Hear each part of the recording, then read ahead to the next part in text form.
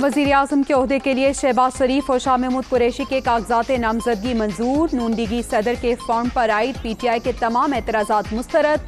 तहरीक इंसाफ का कौमी असम्बली से मुस्ताफ़ी होने का ऐलान।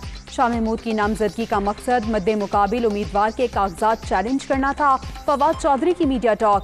PTI मुस्ताफ़ी होती है तो मैं भी पिंडी की अवाम की राय लेकर इनके साथ शामिल हूँगा। शेख रशीद की गुफ्तगू।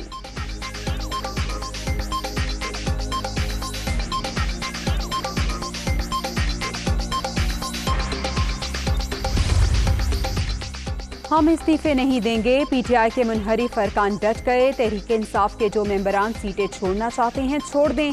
इनके हलकों में ज़िमनी इंतखाब हो जाएंगे। राजा रियाज का रद्द-ए-अमल।